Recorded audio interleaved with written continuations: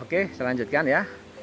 Jadi ketika kita tahu analisis ya, jadi bagaimana cara tadi menghitung parameternya, maka sekarang Anda harus munculkan sebagai informasi ya, apakah infografis ataukah infodata, yaitu dari hasil uji tadi.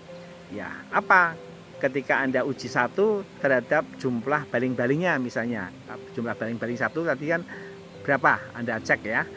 Di baling-baling satu kincirnya berapa? Nah, baling di uji 2 jumlah kincirnya berapa tadi ya, terus ketiga berapa, jadi kan 3, 7, 11 kalau nggak salah ya jumlah kincirnya ya. Jadi Anda bisa cek baling-balingnya tadi 3, 7, 11. Oke, jadi tadi dalam sintesis Anda harus memunculkan ya hubungan antara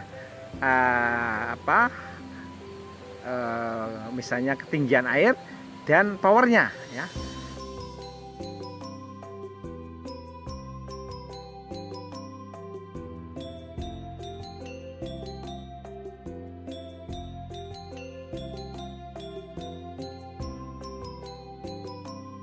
Terhadap masing-masing jumlah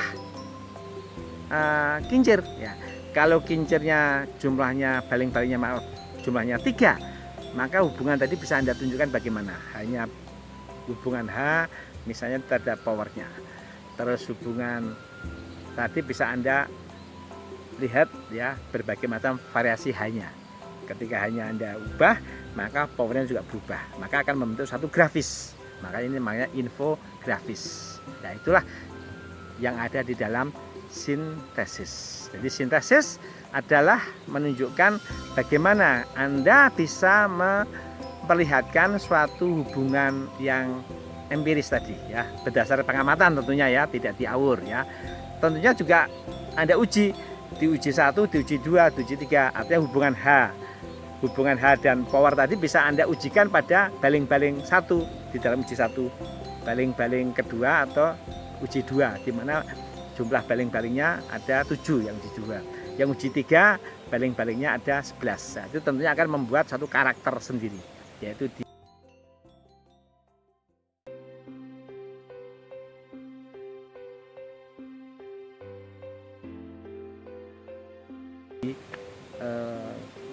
yaitu di bentuk grafisnya. Ini juga berlaku di sintesis 2 dengan berbagai macam panjang L-nya baling-baling. Maka uji 1 L-nya berapa, uji 2 agak sedang, uji 3 mungkin panjang. Itu nanti akan menunjukkan karakter daripada grafis tadi.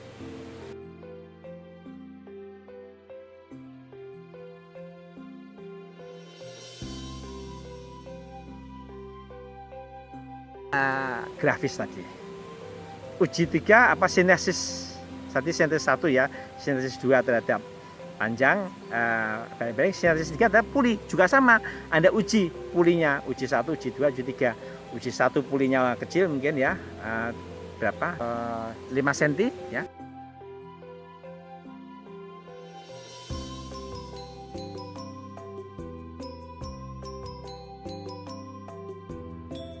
Sehingga karakter grafisnya juga akan berbeda.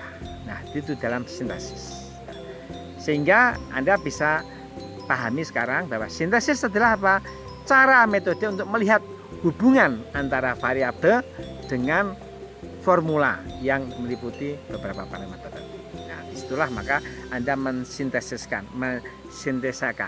jadi hubungan-hubungan tadi. Cara mensintesakannya memang berbagai macam ya, bisa lewat infografis atau bisa lewat statistik ya. Biasanya kalau orang sosial pakai statistik. Nah, itulah hubungan tadi bisa dijabarkan dalam bentuk yang mudah dipahami ya. Makanya inilah tahapan sintesis ya. Jadi ada sintesis 1, sintesis 2 dan sintesis 3. Karena apa?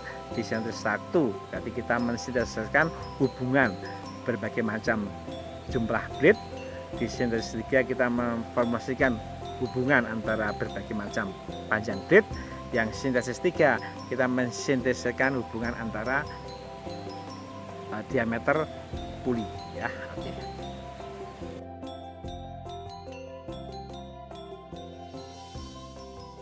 Saya lanjutkan ya. Jadi setelah kita tahu bagaimana mensintesiskan ya mensintesiskan atau membentuk hubungan tadi dalam bentuk infografis, maka Anda mengkonstruk, mencari inti atau mencari makna dari karakter grafis tadi.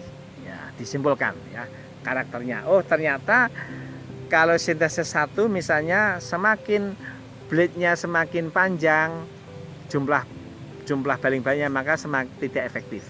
Semakin pendek juga nggak efektif. Maka yang paling tepat ada di tengah. Kemungkinan seperti itu. Itu namanya konstruk.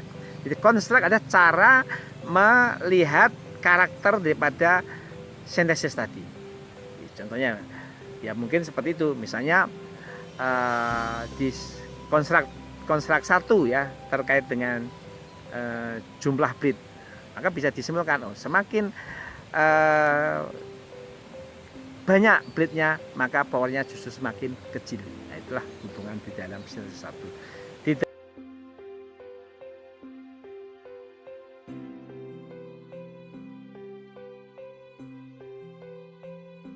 Dalam sintesis di dalam konstruk 3, konstruk 2 Anda bisa simpulkan misalnya panjang ya, bisa panjang blade. Nah, semakin panjang juga enggak semakin efektif, malah menjadi beban. Yang paling tepat adalah jarak tertentu sekian. Nah, itu adalah Anda akan lihat di dalam sintesis tadi ya. Jadi kesimpulan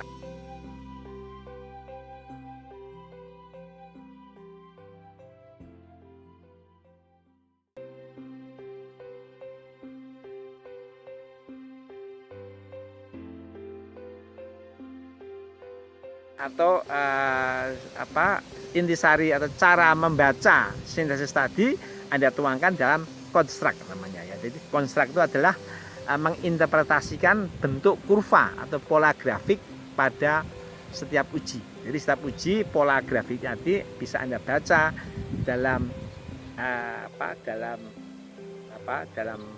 segmen namanya konstruk tadi. Jadi konstruk adalah cara membaca hubungan atau menginterpretasikan hubungan antara besaran-besaran parameter tadi ya, H dan P terhadap apa? Terhadap jumlah pulinya, terhadap panjang pulinya, atau terhadap jumlah blade-nya, terhadap panjang blade-nya, atau mungkin terhadap diameter pulinya. Itu adalah cara menginterpretasikan ya. Jadi konstruk adalah interpretasi daripada sintesis.